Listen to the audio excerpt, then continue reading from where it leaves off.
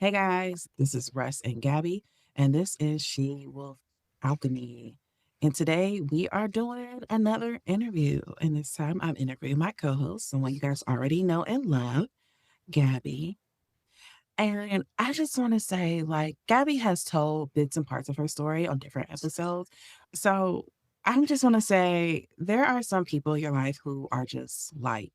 You know what I mean? Like, these are people who walk in a room and it shifts. They're funny without trying. They're warm, they're goofy, and they make everything feel softer. And that is who Gabby is to me. I've known her since 2014. We've had over a decade of friendship. And if you met her today, you will probably never guess some of the things she's lived through. You will see that smile, you will see that humor, you'll see the way she pours into other people, but you wouldn't know about the hospital visits. You wouldn't see the state that she had to leave to survive. And that's part of what she is going to share in this conversation. Because domestic violence doesn't always look like what people think. It doesn't always happen to women without education or without support or without options. Gabby had all of that. Gabby had love around her. She grew up cared for. She went to private school. She built a career helping other people navigate trauma and crisis. And she still found herself in it twice. So today's episode isn't about just leaving it. It's about the parts we don't say out loud. It's about the trauma bond. It's about the embarrassment, the shame, the moments years later where you still wonder what he's doing, the guilt of missing somebody who hurt you, the complexity of working in social services while secretly living through what you help other people escape. This isn't a how strong she is story because we already know how strong she is. But this is a story where we're going to look into how love and violence coexist sometimes in very confusing ways and how you can still pull yourself out of that. And if you've ever judged yourself for staying, if you ever felt stupid for going back, if you've ever wondered why calm felt boring, if you ever missed someone who broke you, I want you to listen closely because healing isn't always clean and strength does not always look loud. Sometimes it looks like the woman who survived twice and still wakes up every day choosing softness. So let's get into it. Now, Gabby, before you fully go into your story, Mhm, because you have been in relationships before this relationship, obviously. mhm, But the first time you were in a DV relationship, you were in your what, mid-20s? mhm. I Okay. was 25, 25, 26, somewhere in that area because Yeah. I had just graduated. Yeah. So yeah. Around the time I had just graduated from getting my master's. Yeah. Mhm. So how about you paint the story to us about how you would describe yourself before you were in this relationship? Super loving, super caring, outside, wild, hanging out, just a normal, typical girl who just graduated, trying to figure it out. I had just graduated. I remember my internship extended me so I could at least have a job to work. I didn't want to come back home and move to Kentucky. And I didn't want to move to Miami. So I was trying to, make it work. I was trying to make it work in DC, put it like that. Yeah. So when you talk about growth, I've grown Yeah. so much as a person. I would Oh, say matured. I have matured. I'm not all over the place as I used to be because I used to be wild and carefree. I'm not as carefree as I used to be. Like yeah. I'm definitely not. I will say that I grew up. I definitely Yeah. grew up. I would say though, when me and you first met, because and we talked about this before, me and Hmm. Gabby met in a weird way. Like it still cracks Neek up when me and Neek actually just came back from Miami, and she was asking me too. She was like, "Wait, go over how you and Gabby met again?" And I would have to tell her, like, because me and Gabby both applied to Howard, we both got in. Hmm. We both applied for seats, and they used to have this. I don't know if they still have it, but they used to have a website where if you like applied, they would send you. They're like, "Yo, go find a roommate." On this Basically, website. Yeah, yeah. it was like a Howard roommate matching website. And so me and her matched with one another. And we were like, well, let's talk on the phone. We talked and we cracked up for hours. Like, okay, Hmm. we're gonna be roomies. But I actually ended up not going to Howard because they was playing my motherfucking money. I know y'all tired of me bringing this up, but every time I think of Howard, that's what I think about is how y'all play. Well, y'all like to I'm play. like, you had to put faith that everything was going to work out because I tell people if you're not able to advocate for yourself at HBCU, don't go because you do have to advocate for yourself a lot. Yeah, see, and I just wanted things to work the way they were supposed to work. So but like me and her had made plans. Like me and you had, we had, like I had already called off work because we had already found a couple apartments we were going to go Yep. tour. Because you were in Louisville at the time, I Yep. was in Oklahoma at the time, and we were like, okay, we're gonna come. We're gonna come for like 4 days. We're gonna look for apartments. We're gonna like we were getting things all together. And again, they was playing games. And I had to call Gabby and be like, yo, girl, I do want to be your roommate, but like I I was not used to the games. Like I was not used to no And I one came from answer. a PWI too. Yep. I was not used to no one answering phones. I'm not, no shade, no shade. Love my HBCUs, but there were certain things that you gotta be. Yeah, there's certain Mhm. things though you gotta get used to. That I was just like, I'm good. I'm not getting used to shit. Was kind of my perspective, and so I had to call Gabby like, girl, I can't do it. But we just end up staying in touch. And like we just Sure ended up like, did. okay, well, if you ever in DC, and I'm like, all right, And well, I'm going to for Atlanta. If you like ever in Atlanta, the first couple years, I would say 3 to 5 years, I never hung out with her. We just talked on the look, phone. yeah, the first 3 years. First The three first three years. years of our friendship, we Mm-hmm. only talked via phone. We never Mm-hmm. hung out. Um, but yeah, and then after that, it was just like, but it was like, that's my homegirl. That's Like, my would girl. literally call me, was literally calling each other. Both of us was having crisis situations that you should not probably say to people you have not met in person. And we would call each other and just like, girl, let me tell you about this person you never met and you don't know what they look like. And I'm like, yeah, yeah, you also, let me tell you about this And that person just you've goes never to show met. you friendships that are really genuine can start from anything. Yeah, Like it just if you're and that person's meant to be in your life or it just shows. Like it just she never you never made me feel like I couldn't tell you anything. yeah, Well, there were some same. things I had to tell you afterwards. You But you did. never You did. this is my friend who's always worried about me, especially at that. If y'all knew me back then, she always stay worried about me. Like always stay worried about me. She's like, I'm so worried about you. Like she just be like, I don't even know, but she would just be worried about me all the time because I was a little more reckless back then. I was a wild one. You was hard headed. That was my biggest Mhm. concern because I'd be like, hey, so A and B, what comes next is C? You like, I feel like it's M.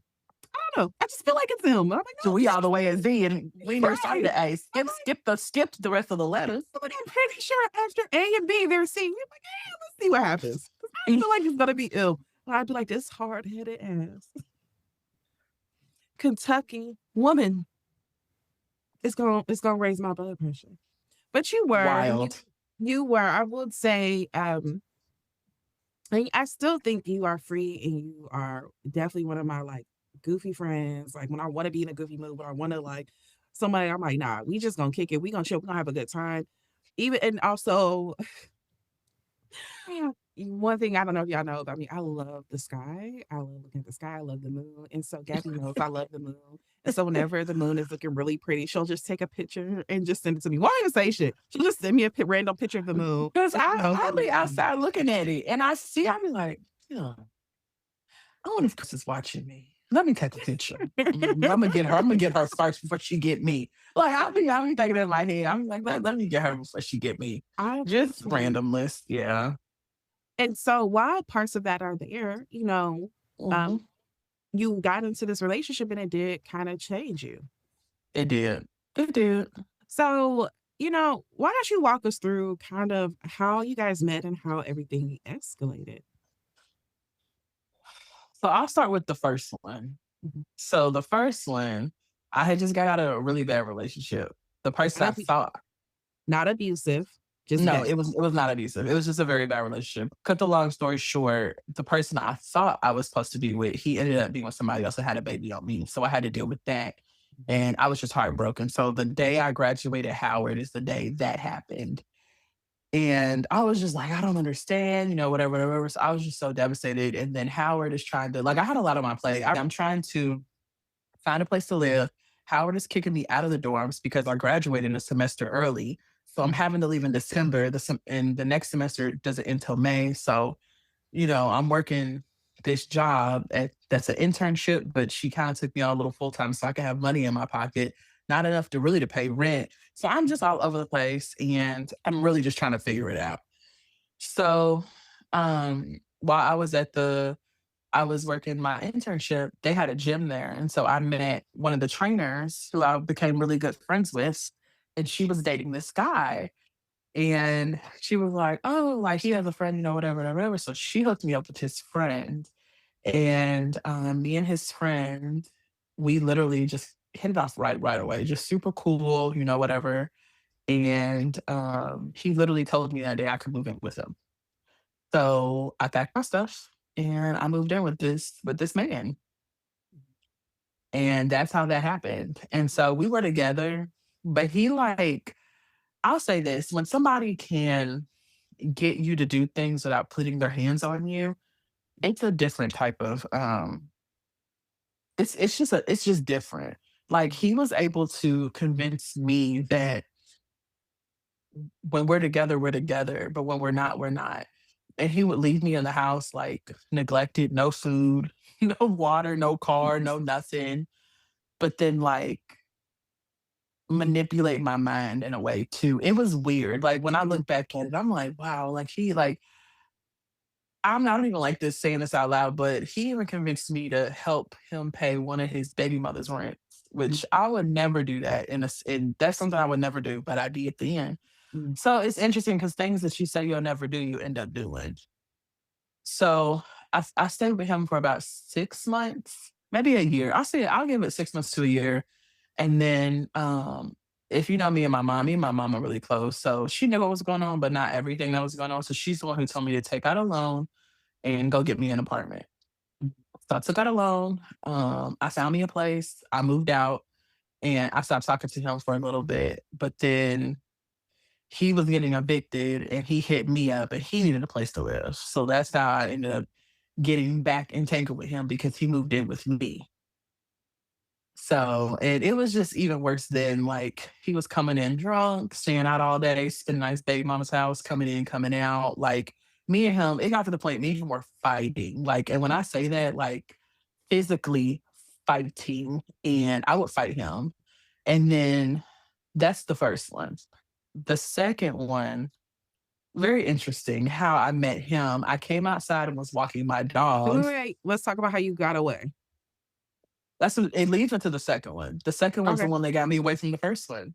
I was outside walking my dog and I seen this man peeing on the side of the building. And I was like, why are you peeing on the side of the building? Like, do you need to use the bathroom? Because just do you need to use the bathroom? He was like, no, like, I'm good or whatever. And I don't even know why he was there at that apartment that day. No idea. But me and him ended up at the time I smoked weed heavy. So me and him smoked a blunt together. He was like, what's your story? And I was just thought I was like, oh, this is my story. I'm with this guy. I don't want to be with him, blah, blah, blah. He told me his story. And me and him ended up like we didn't end up doing nothing or whatever, but we would text and stuff. And so when the first one would leave to go to work, he would come over. So that's how that happened. I And am then finding this out for the first time. I had no idea that's how that happened. yeah. And so um one day I was so scared to break up with the first one that I faked the argument so he would leave and pack his stuff and leave. Mhm. And that's how I got the first one out. And the day the first one left, the second one moved in. So that's how I got with him. And the thing about it is like with the second one, it did not start off with him just putting his hands on me. No. Like he would do such cute things. Like I worked at the now I'm working all the way in Virginia, which is kind of far. It's a train ride from DC. He would meet me on the train. He would treat me to lunch. We would go get massages. He would just make sure I'm taken care of. Like whatever I needed, he would do. Like when he stayed at my house, I would come home, he would run bath water with rose petals, just those little nice things that you just need in life. Like he really would just make sure I'm straight. And I really did appreciate that from him. I just never knew that he would cross that line with me. So he really, in my head, kind of saved me from the first one. And the day I decided he was like, do we go together and stuff like that? I was like, yeah, we can go together. That's the day. That's the first day he put his hands on me. He slapped me across my face because he was mad I had nipple rings. And I will never forget it. And I Did was just like, wait, did he not know this beforehand? Like, he knew, but he was just like, no girlfriend of mine is gonna have nipple rings or whatever. He threw away all my wigs. He threw away all my toys. He threw away everything. He was just like, you will not like my girlfriend would not be doing this. And I was like, well, I'm in it. Right? You're in it. You can't do anything. And you're like, I told him, you can't put your hands on me like this. You can't do this. Like, like I remember saying that, but after that, it just went downhill real Yeah. quick, real quick. So let me ask, so when that happened, because before that, again, he's treating you really good, is feeling really Because nice. I remember like you be like, I got a man, my man, like he treat I me was in good. And love we with were like him. happy. We were like Hmm. really, really happy because we knew you had been in this, like none of us could stand the last one. I know But so like all of us was happy because the one before he was not a good person. he was not. And so the slap happened. Did it just escalate from then or did it feel spaced out? Like was it kind of like, oh, this is a one-time thing. I can forgive him. We're gonna be good. Or did like control and violence just slowly seep its way in? Or did it just be like, nope, once that hit happened, it was not stop from there? It felt like it slowly seeped in because once that happened, it just is one of those things that continued. Like my friends would call and he would answer the phone. I remember one time, like my friends would call, and that's why I really didn't like people calling me. And he was like, "Who is this?" And she was like, "It's Jonetta. Who is this?" And I was just like, "Girl, he's just jumping out and out." And I was like, "Why are you talking to her like that?" And then Bob, he hit me in the face. Like it was just Yeah. like, okay. So, but then he hit me in the face, so he didn't also want to leave marks on me either. So he would like hit me and then check on me all at the same time to make sure like I am okay. Yeah. Um, we would get into it. And I remember walking away from him. And that was the day he choked me on the side of the street, which is crazy because he was like, "Get over here." Like, choked me dead inside the street. People seen it. Nobody said anything. Nobody helped me. Nobody was worried. Um, yeah, he put his hands on me a lot, like a lot. Yeah. Yeah. And I just never told anybody. Well, so let me ask, because you didn't really grow up around that. Did you feel like No, you rationalized that? How did you make sense of what was happening? Because again, at this point, you're like, I was still, I was 25. so then still though, up until that point, you had never been in an abusive relationship. You didn't grow up around abusive relationships. Do you feel like, how did you rationalize what was going on? Because this was not your norm. This was not something No, it you was knew. This is not. not something you've seen. It was not something you're like, oh, this just what happens. I thought that this is how I was supposed to be treated at the time. Like I felt like this was love because I did. I feel like that's what love was because I loved him so much because he saved me from the first relationship. So you're looking at somebody who is kind of like my savior in a sense. And then I'm also trying to figure it like make it make sense in my mind that this is what I deserve at this point. Yeah. Um I didn't realize that it wasn't right until after I got out of it. Mhm. But when I was in it, I just feel like he needed me just as much as I needed him. Yeah. I And remember that was the main thing. Like I really did. So like he needed me. So I wasn't going anywhere. I remember, and you can tell me if this is something you want to get into or not, and I'll just You release can it. get into everything. But like I remember also a big part of that, like him needing you was you had revealed eventually to us, like, oh, he has a mental health diagnosis. Hmm. And do you feel like he used that or you used that to kind of cover up, like, oh, he's just doing this, he don't know what he's doing, he suffered with his mental health? Because I know there was a period of time that some of us got suspicious. Kind of like you said, this Hmm. was during this relationship, it was really hard for us to get in touch with you. It was like Hmm. you said, you don't like people calling because he would trip out, but we didn't know that. We just knew like I'm like at that time, I'm like, I'm used to hearing from you at least once a week. Me and you would have like a 2, 3 hour phone call, check in with each other, go about our day. At least Hmm. once a week and once every 2 weeks type of thing. And I was barely hearing from you. Yep. And he would ask like little questions. First, I'm like, girl, are we good?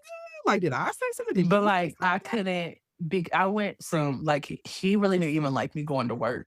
Yeah. Like I was with him 24/7 all day, every day. He's listening to my phone conversations. I can't even have a phone conversation. Yeah. I'm having to watch what I say around him. Cause now he's questioning me, like, okay, well, who is this? And da da da, or I don't like them. And it was just such a mess because he wanted this is somebody who literally studied me. And I never really realized that.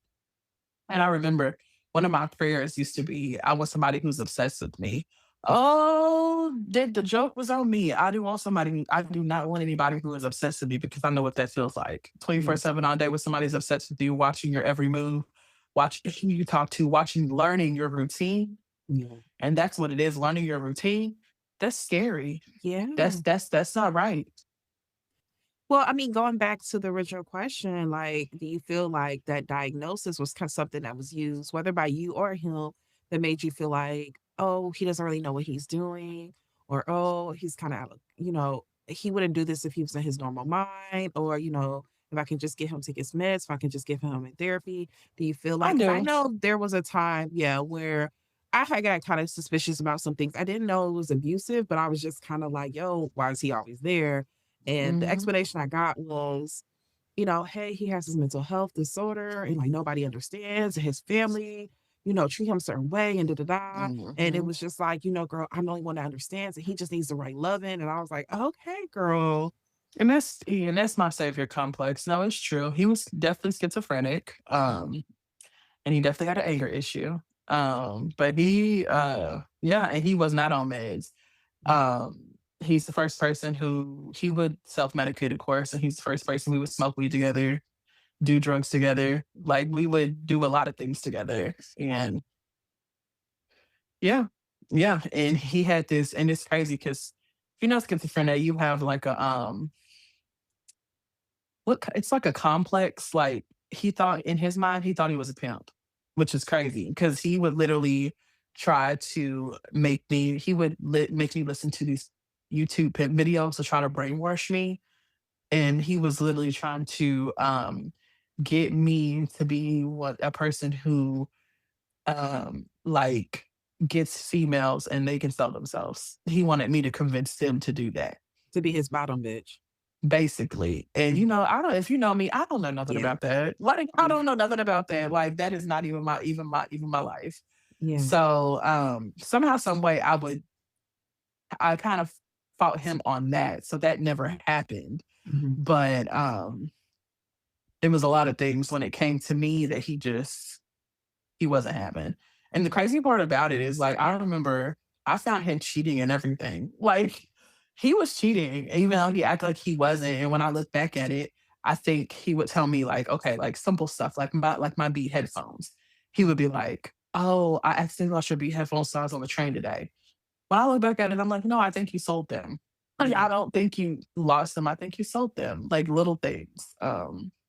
Yeah. Yeah. Well, and I know before you talked about this on the show, kind of how you felt like your relationship with your dad really kind of influenced some of the men that you fell for, where it was, I know with him, one of the big things is like he got you wrapped up in such a good honeymoon period. Like when y'all He were in that did. good spot, he really like OD'd on the love bombing. He He really, definitely did. really, yeah. And I think me and you have talked about this. I think I, all of us, not Neek. Neek got a good loving black father. And not that you don't have a good loving black father, but me and you have different type of daddy issues. we Neek don't. definitely do. Neek don't. Neek is living the Cosby child life. Can't stand uh, you.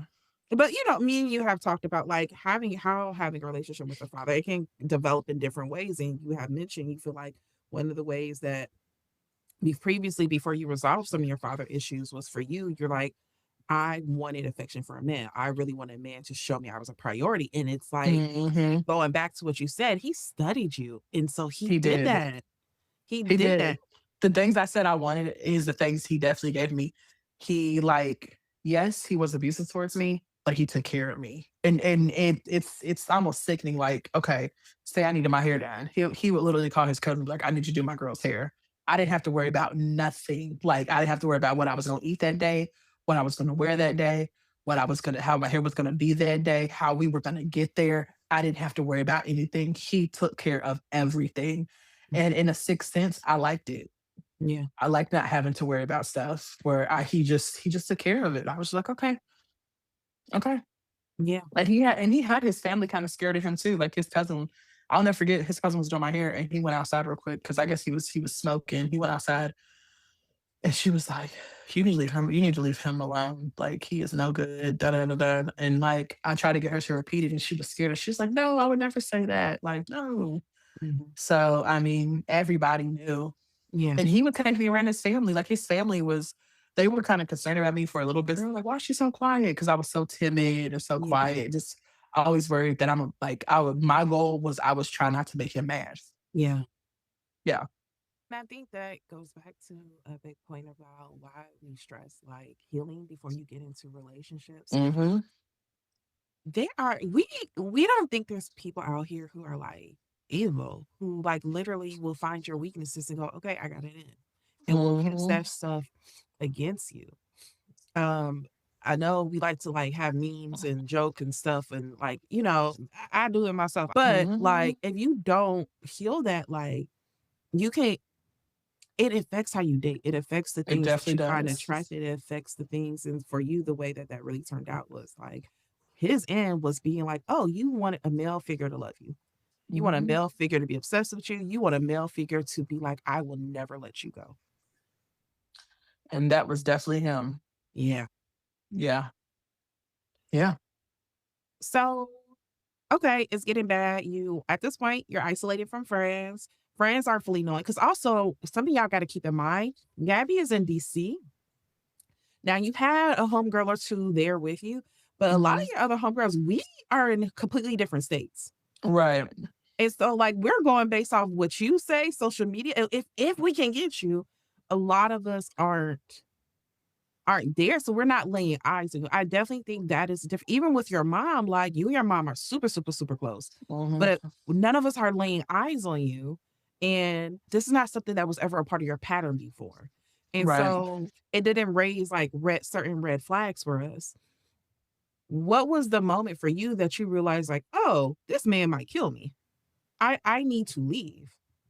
So that's where my best friend comes in. Cause Mhm, to be honest, she's the one who kind of saved my life for real, for real. mhm, Um, I don't think I would have left. To be honest, and I know that sounds crazy, I don't think I would have left if it wasn't for Judy or my mother. yeah. Um, that particular night, me and him had got into it so bad. He held a knife to my throat and told me that because Judy, she lived with me. He Yeah. was like, she got to go. She can't live here no more. So he was Let me trying to. ask, when he was living, like, was she witnessing the abuse or was he No, she was just in school. She had no idea. She knew something wasn't right, but she didn't know it was that bad. yeah. So me and him, we had, I'm not really honest, we had just did some Molly. Like we had just did Mm, some Molly. We turned up. We went to the mm, strip club that night, had a good time. We had got into it in the strip club. And that particular night, it's so crazy because whoever texted my phone, they were like, "Oh, it was good seeing you tonight." He lost it. He thought I had gave my number to somebody. mm, I would never. So he's beating me like you be you this you that. I been kicking me in my stomach. He didn't kick me in my head. He didn't punch me in my face. Like I'm literally like crawling for my life at this point. And whoever was on the phone texting was somebody for him, not me, and they were playing. And so they were like, she's dumb. Like I remember forget reading the text message. They was like, she's dumb. She's gonna stay with you, and da da da da. Like, just basically, like, you gonna kill her. And he that night he held out to my third. Was like, you'll never leave me. You'll never leave me. Like, you gotta kick Judy out. Whatever. So Judy came with her homegirls, ready to move her stuff out. He wouldn't let them in the apartment. mhm, So my landlord got involved, and she was just like, "They gonna come in the morning. They gonna get her stuff or whatever." So we had organized that. So now we're laying in the bed, and I'm sick. Like this is when I found out I was symptomatic. So mhm, my body started shutting down before my mind did. So I'm in the bed, shivering, sick, not feeling good. Because at this point we're rolling, mhm, because we had literally been up for a whole 24-hour stretch. yeah. So he's looking at me. He was like, "Are you okay? Are you okay?" He's like, I'm gonna call 911." So that morning he called 911. He's like, "Something's wrong with her. She's not feeling good, whatever." And mind you, the cops had already been to my house. This is the third time that they came. So Judy had the cops come with her to get her stuff. Mhm. So it was the same cops that had already come, and they had already wanted to arrest him. But I just was like, no, What no, what no. what reasons had they came before? Was it for And violence domestic against you? violence. Okay. Hmm. Who had called? Hmm. One of my neighbors. Okay. So my neighbors had heard him in there yelling and stuff, because when he goes off, and stuff gets to breaking. It's just crazy. Yeah. So one of my neighbors had called or whatever, and the same cops came because they knew what was going on, but I just wasn't gonna say anything. And so Judy and her friends came over, and one of her friends' boyfriends came over. Mhm. And so they're getting packing Judy's stuff or whatever, and we're waiting for the ambulance to come.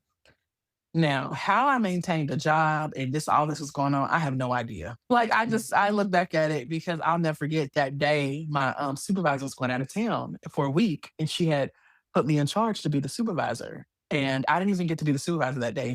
And Christine texted me, was like, "Did you call into work today? Like, they're supposed to be at work, supposed to be the supervisor, supposed to be taking care of stuff." Mhm. And I had to tell her, I was like, you don't ever want to tell anybody that you're in a mess with a relationship. You're on your way to the hospital. So I just Mhm. told her I'm on my way to the hospital. That's all I said. So he ran outside to go look for the ambulance to make sure they were outside. I ran downstairs because Judy was literally by the steps, and I looked at her and I said, "Call my mother and just tell her everything." Because at this point, I had no way out. Mhm. You gotta call her. You gotta call her. You gotta tell her everything. And the crazy part about it is, my mom's godkids, they had just spent a week in Miami, Yeah. and so my mom actually was gonna spend a week in DC because she was like, "Something's going on. I don't know what's going on. I'm not coming to spend no 2 days. I'm gonna stay for a week." Like, if you Mhm. know my mother's like, "Yeah, Yeah. I'm coming to stay. I gotta see what's going on." Yeah. So I was like, "Okay." She's like, so she was already on her way up her. The gig is up. Like, Yeah. it's up at this point. There's no way he's gonna let me stay in this apartment with my mother for a week. He ain't got nowhere to go. You know what I'm saying? Mhm. So I don't know Yeah. how we even gonna get around that. So um I was on my way to the hospital. I'm literally, and you know me and my mom, we are so goofy. Girl, I'm in the wheelchair and my mom FaceTimes me because he has my phone. I ain't had a Yeah. phone. He has my phone. I'm on an iPad. Girl, me and her giggling. This ain't a giggling I know. situation, but I know. I already on the know. phone we on the phone like this, just giggling. What it Yeah. was so funny. There's nothing funny, but it was funny. She goes, "Are you okay?" I said, "Yeah, I'm good." Your And ass. I know if that's you know exactly me, you. I don't take nothing serious. Like, yes, it's a serious matter, but I don't take nothing serious. So she's like, she's asked me, "Is he there?" I'm like, "Yes." She's like, "You really can't talk." I'm like, "No." So luckily, this is where my mom, to me, she's the best social, although my friends are good social workers, but my mother, I feel like she is the best social worker in the world. Mm. Homegirl called Howard Hospital, got in touch with the social work office, told them, "Y'all, my daughter is down there and y'all need to go get that man out the room because she is not going to tell you what she needs to tell you with him in her." Yeah. Straight up. And they were like, "We can't." They were acting like they couldn't do it. She's like, "No, no, no. Yeah. Y'all can, and y'all Yeah. need to do it." Yeah. So she didn't know how y'all was going to do it, but y'all need to get him out of there. I don't care what y'all need to do. So I didn't even know this, but my mom had called Judy and Michelle, and they had went back to my apartment, and they got my stuff because Mhm. I was leaving that day. Little did I know. Yeah. But they had got my stuff. They got as much as they could. He actually came back to the apartment and caught them leaving. Mm. So they got as much stuff as they could grab. And then I'm in the hospital and the doctor came in and he said, "Doctor, I told you to step out because I need to talk to her." And the doctor told me the gig is up. We know what's going on. Mm. Um, they filed a police report that day. They did an emergency protective order that day. Mhm. They did, they literally paid for a taxi for me to go to the airport. My mom called one of her friends. That's when my family stepped in. Everybody put together some money and I got a one-way ticket straight to Miami. Yeah. And I will say this, that was the hardest time for me. Yeah. Walking in the airport and leaving what you were used to and going somewhere where it's peaceful, Mhm. by far the craziest thing because now he knows I'm leaving. And when I say he did everything, I mean the dramatics. He's on the floor crying, "Don't leave me. I'm sorry. I love you." Like, on the floor, boo hoo crying, "I need you. Don't do this to me." Da da da da. Like, I mean, like, I've never seen him like that. And my mom, I never forget her telling me, "You got two choices. You can go back. You're grown. You can go back. You can deal with that, and that'll be your life. But you won't have no relationships, or you can, work through it. Come here, reset, Yeah. and everything." And so I got on the plane And this is when you could lock your iPhone. So I sent him a message. I was like, I love you and I wish you the best. And and I reported it stolen, so it shut down the whole phone.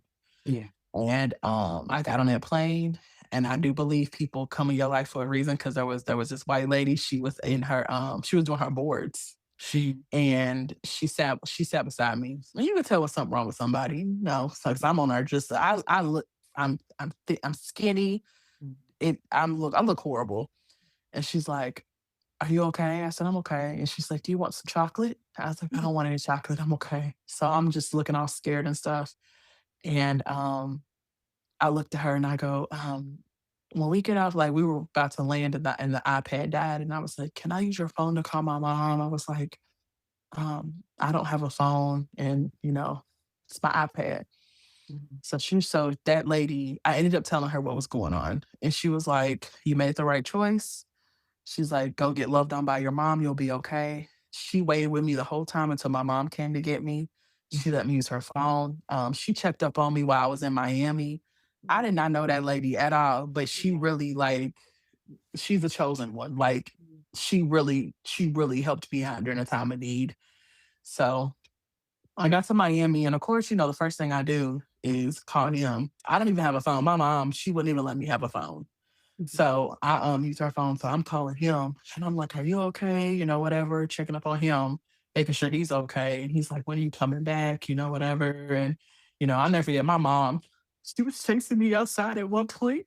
I was mm, like, I got, she's like, "Who are you talking to?" I was like, "I'm talking to nobody." Like, keeping up with him and everything. Cause now I got a court case and now I gotta go back to DC for court. And um my mom, she's very stern when she needs to be, mhm, but just know she got stern with me. She looked at me, she goes, "We will not be doing this. You will not be calling him. You will not be." And I think I heard her, because after that, I had no more contact with him. yeah, And so it took a minute for me to get a cell phone. It took I told her I don't feel comfortable having a phone right now. So I didn't have a phone. But I definitely got us some therapy ASAP. I did therapy for 2 years. And that's when I really worked through the issues with my father, because I realized I had issues with him. And I have to give him a little bit of kudos too, because my dad did step up at that moment, and yeah, him and my mom did coordinate, and they did come up to DC and get me together as far as closing out that chapter. He had sold everything in my apartment. So yeah, when I say that, from the couch to the TV to the dishes to the Keurig, my makeup, my clothes, shoes, towels, everything was gone. mm, Bed, everything.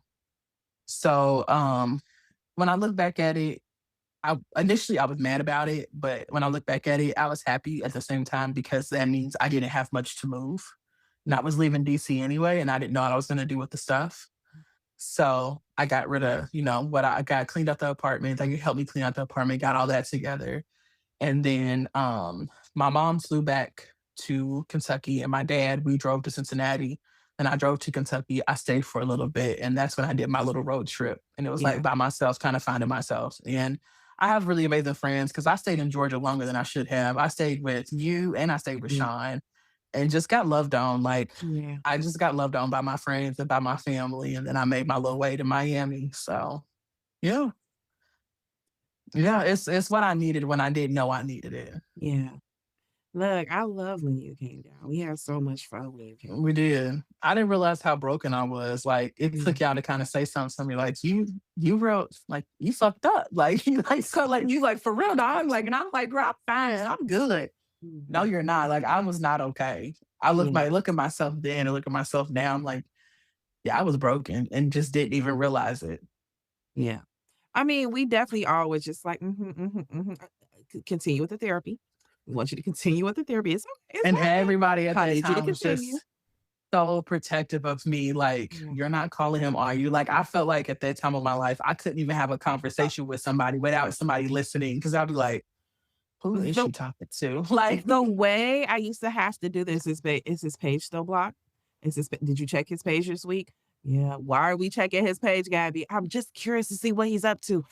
Then we have this conversation. Like mhm. we had to be like, I get it. I know. I know. But hey, do not make me take away. I will report your Instagram. Like, I it, will yeah. stop checking his page. Well, but let's talk a little bit about that because I think Mhm. some people will hear that, especially people who have never been through that. I know for me, it was hard for me to wrap my head around that. I know. I remember one time it was like maybe a year, maybe less than a year out. But me and you had a conversation where you had probably been smoking. You was very emotional. But we had a conversation. You had said to me, like, sometimes I do still check the page. Like, I feel bad, but like sometimes I do miss him.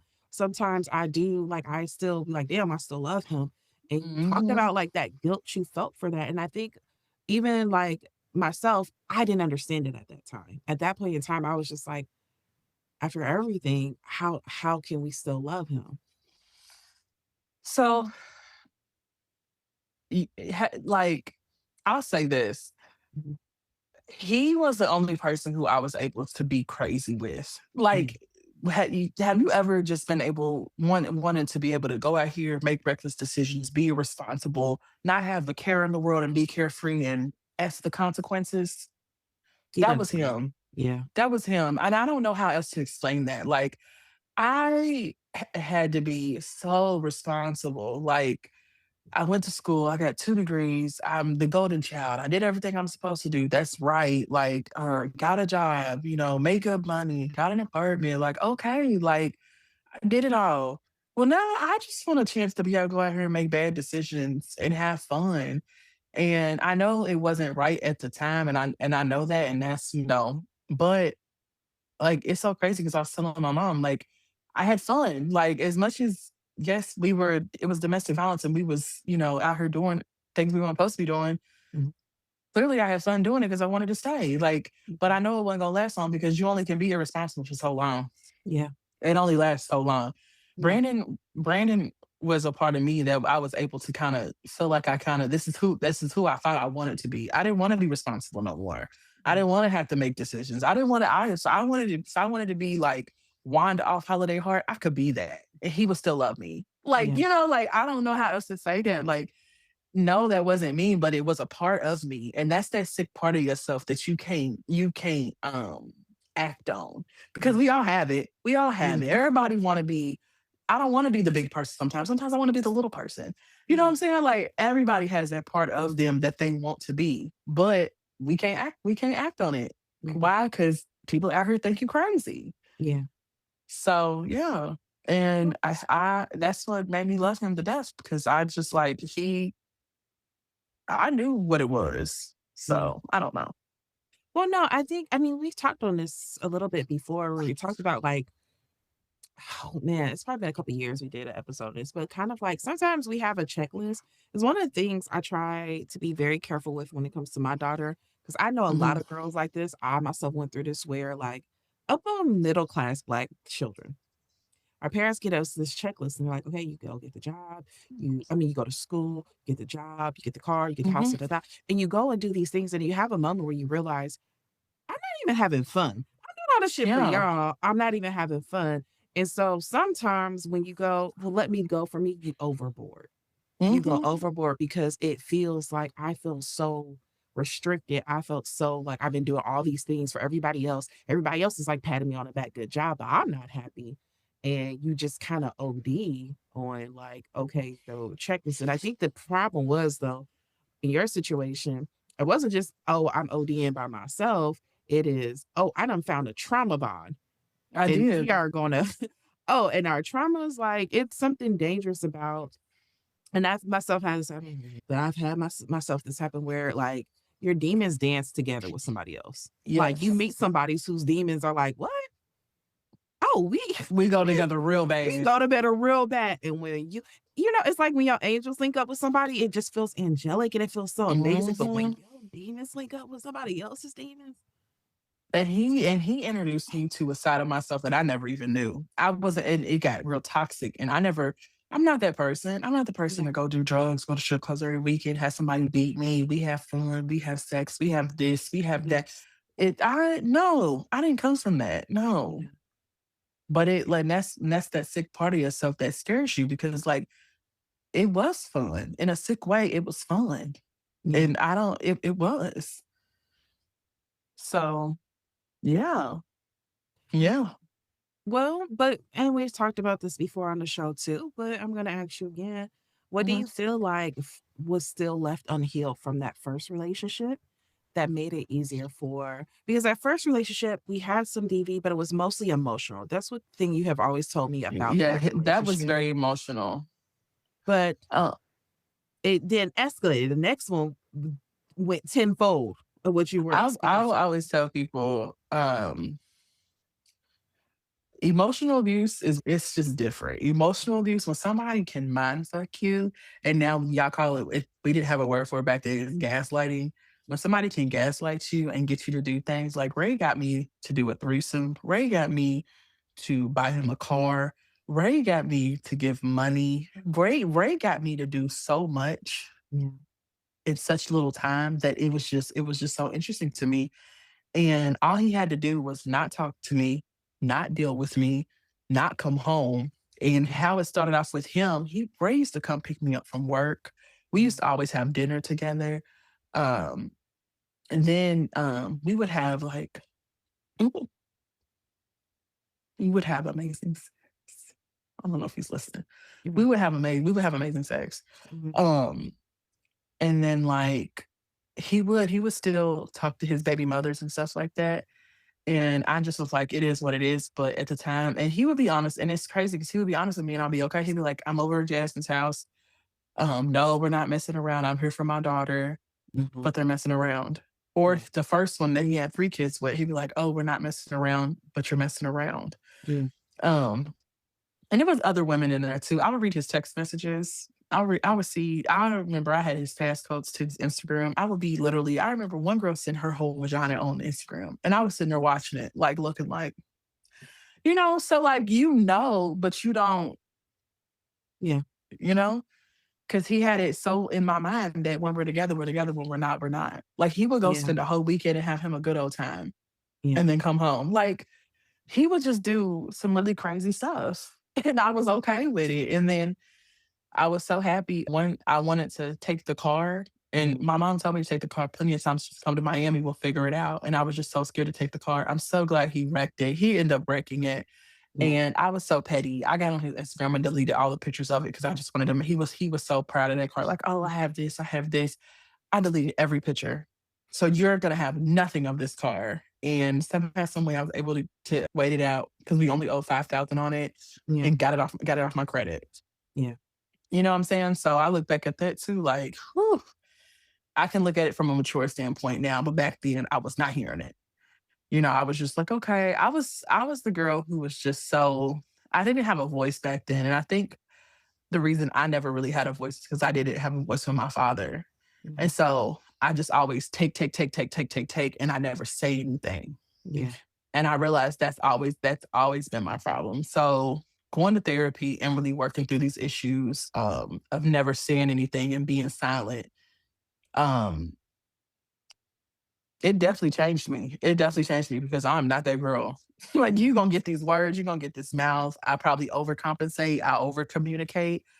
I'm not her no more. I agree. I think one of the biggest changes I've seen in you in regards to relationships was like a change in I have to accept what's given. And I feel like that's kind of where we were in the past. And I feel like now you're real quick to be like, I ain't accepting shit. I I'm said, I don't not. want that. I don't want that. I don't want to deal with that. And Yep. I'm so proud of you. I love when I get a nice little phone call, like, let me tell you what we not about to do. Let me tell you what they thought was about to happen. Let me tell you what your homegirl did. And I'm like, yes, yes.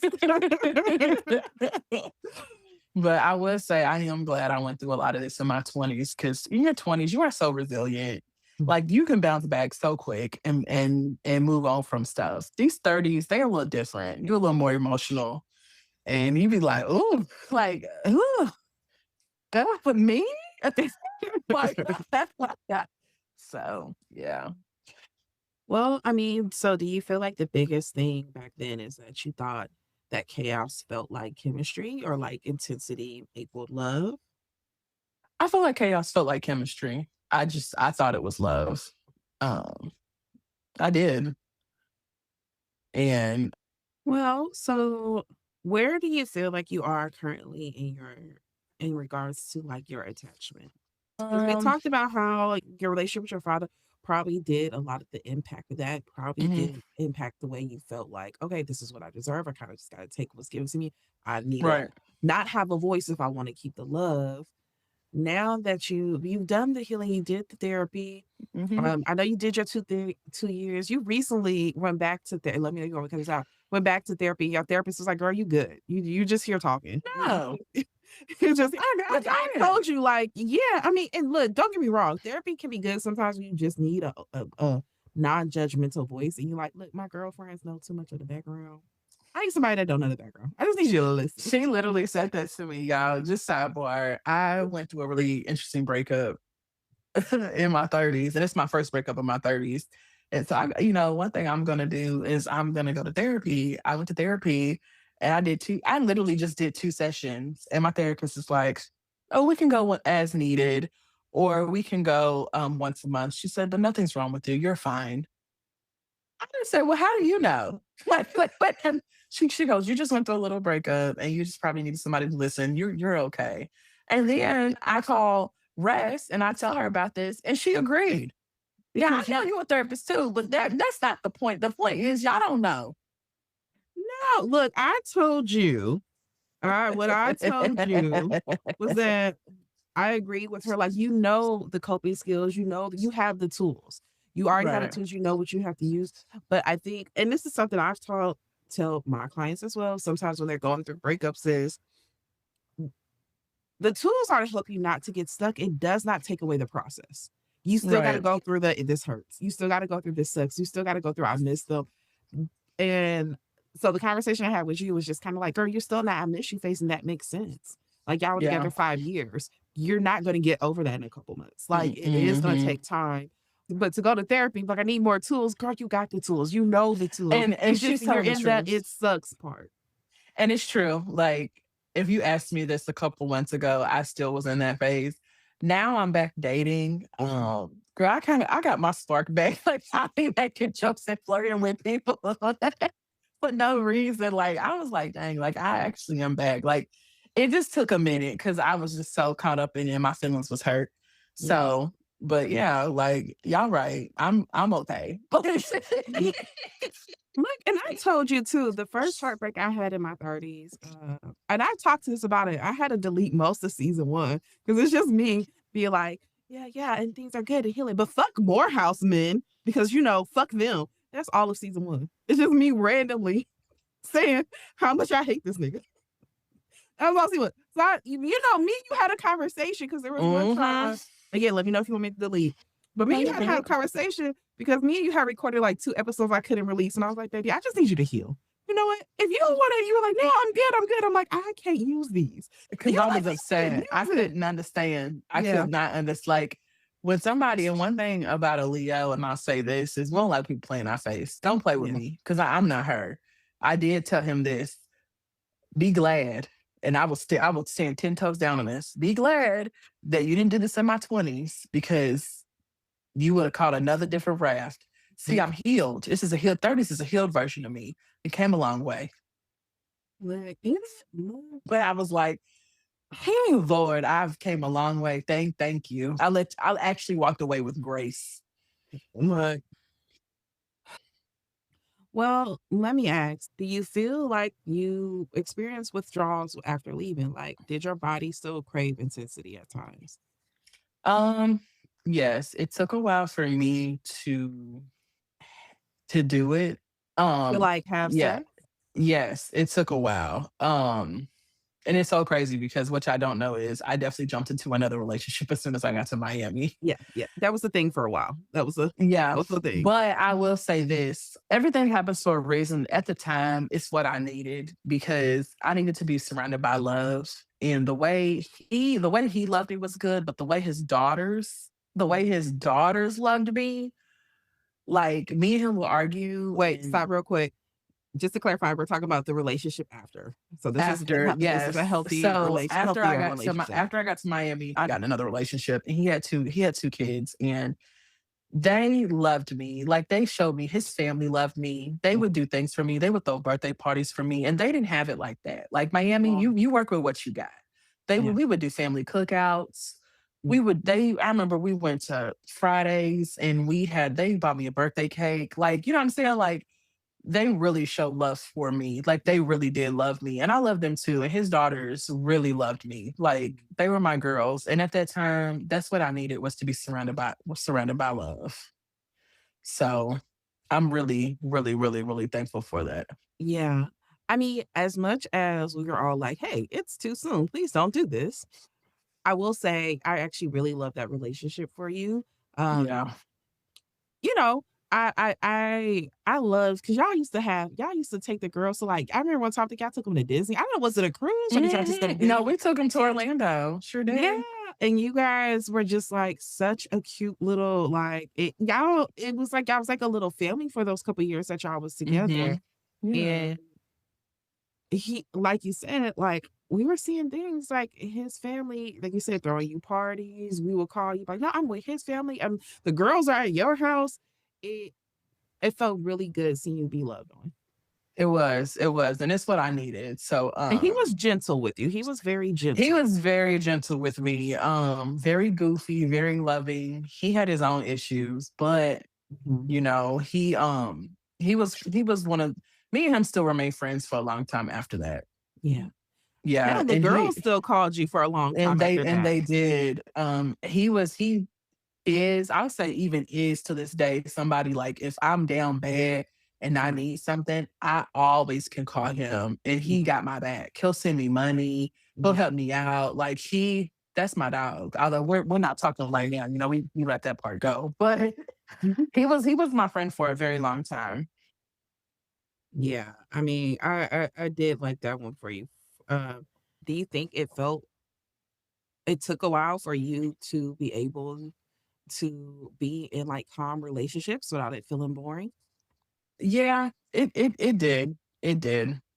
They always say don't hang out with single people when you're in relationships like that because one trip to Houston definitely changed my mindset. I was ready to be back single and for the streets. Oh, That's girl, partially yeah, how we broke up. But it was another reason we broke up too, which we won't speak on. But yeah. yeah. Well, so now you done came out of this, you have not been in another DV relationship, you have gotten your Yeah. confidence back, you have started trusting yourself again. I'm, like, so proud of the woman that you have become. Has there been a change in the way that you view yourself now, that you view your worth now? Hell yeah. Hell yeah. Like I know I'll say this. You see red flags, look at it. Like I Mhm, see stuff and I say something. I'm not afraid to address the elephant in the room. I speak up for myself a lot more too. I didn't used to do that. I used to just sit there and be like, oh, and that's one thing my therapist definitely said to me, and I definitely appreciate it. She was like, you see red flag and you see something you don't like, you can walk away. You don't have to put up with it. And I think sometimes we're not told that enough. yeah, We can leave. We don't yeah, have to stay. Like you can leave. It is okay. yes, You don't feel like you have to settle. And one thing that I'm standing on business this phase of my life is I'm not settling. I'm coming for everything I'm worth. I know yeah, my worth. You know, some people get it twisted. Like when I do share my story, people are like, you were in a domestic violence relationship? First of all, that's offensive. Just because I'm tall doesn't mean I can't get beat on. There's always somebody out there bigger than me. Like that be really killing me. making me laugh at funny moments because you're tall that people are like, I swear, like they like, I mean, but you're so tall. I am 5'9". Like that man was 6'4". Like, what if I "Okay, swear, like I have to tell people just because y'all see 2 degrees, y'all see I went to school, y'all see I uh, have a good job, y'all see this. Don't think that it's always been like this because it hasn't. You know what I'm saying? And just because I'm a tall girl doesn't mean I can't get beat on either. Like, yeah." that's See, crazy. that's more so what I think I would, that's more so what I thought people would say. It's not the tall thing. It was more so because even though dad wasn't as active as we would like in your childhood, you Yeah. still grew up with a stable childhood. Like Oh yeah. your I was mom not raised in spoiled the the hell hood. out of you. Yeah, you grew up in the Right. suburbs. Your mom spoiled the hell out of you. You had family that was your grandma was very there, Hmm. very loving. You didn't grow up seeing DV. You were very educated. You went to private school. You know, you grew up going to Yeah. private school. You went to Howard. I would think that was more of the thing because usually when we hear about DV, there's a certain background story. They say it happens to Mhm. these women. Yeah, And the thing is, it can happen to anyone. it It really can can. also I said I happen to went me through and kidding. I just always say God has a way of playing tricks on you, and don't ever say you're not gonna go through something because you never know. Like, you know how you see somebody going through domestic violence, be like, "I'll never be me. Like, I'll never do blah, da, da, da, da, da, da, da." It was me, and I was always one talking about that'll never be me, but it was me. It really was, and, that man made me do a lot of things that I didn't wanna do, and Mhm. I didn't have a choice. It was either get beat or do it, Yeah. and I never thought I would be in that situation, but I was. Yeah. Now, if you asked me that question now, no, I would not go through that. I would fight for my life. But Yeah. then, no, I didn't even have the capacity to even think about doing, fighting or anything. So, And I think also something I wanted to highlight, you had brought it up earlier, and I should have highlighted it earlier, but as we talked about again, healing, trying to heal before jumping fully into dating, because again, sometimes people use your past, your triggers against you.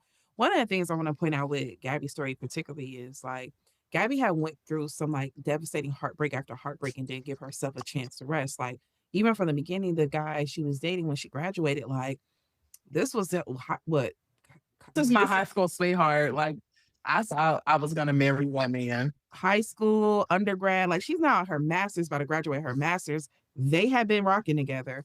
And Very like long to time. find I've out, been knowing him since sixth grade, and I thought we were going to be together forever. And yeah. yeah, And to find out like that person's not only cheating on you, you find out this person is having a baby with the person he cheated on. Not only that, but like you, there was a time you had came home because I remember me, you were friends at the time when you found out because you had came home and like you had mentioned like people were acting weird, and you, that's when you yes. realized like, My oh, mom, like, let me tell you something. everybody knew but me. My mom is so good at reading people. She Yeah, was the one who picked up on it when she went to his house. She was yeah, like, his mom didn't come off the porch, have a conversation with me. Something's weird. It was something's up. yeah. And yeah, yeah. And And that's what happened. so when I spent the night at his house and everything. And then boom, I went back to school. I'm helping him with his homework, doing all his homework. He's getting distant. He didn't invite me to senior night. I'm questioning him, all types of stuff. And then his friends wrote me on Facebook, and they're the ones who told me he had a baby on the way. He didn't even tell me. He tried to say it's when we was broken up, and we were not broke up. He literally, that girl was way far along before we even broke up. yeah. And to go from like having that type of devastation and to jump into another relationship, again, if you're not healed, it's so easy for you to miss certain things. It's so easy to just go off the present principle because I'm running from my pain. Yeah. And then you went from that one to the next one where it ended up even worse because again, running from my pain. And that's something I really, really want to point out because we live in such a culture that everybody insists that you get under another person to get over a person. No. And all you do is carry that pain with you into that new relationship. And you might have got lucky before in the past where the person you carried into, they just got mad and annoyed, but you don't know that going in that you could be running into somebody that sees that and goes, okay, and I'm going to use that against you. And that is true. And Ray, yeah, he definitely did that. And I think that's why I looked at Brandon as such a savior for getting me away from that. Yeah. So Ray definitely played on that part. He was very, very manipulative. He definitely played on me wanting to please him and make him happy and be with him and stuff like that. So So heal before we jump. Was definitely, throw that out. I would say that, yeah, because like, yeah, he always heal because it's never good because you just take your trauma on to the next relationship. You really do. You really do. Now, so before we close, let me ask you, what does safety feel like now? So we know back then we didn't really know what safety felt like. We just knew what fun times felt like. We knew what a trauma bond felt like.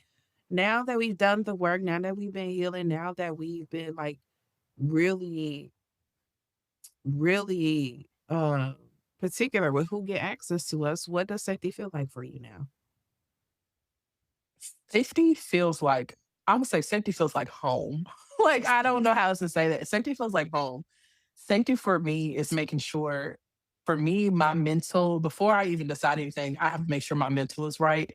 Yeah, Um, I do rely a lot on my body because through this whole experience, that's when I learned I was symptomatic. So my body tends to react before my mind does. yeah, And that always gives me a good indication if I should mess with you or not.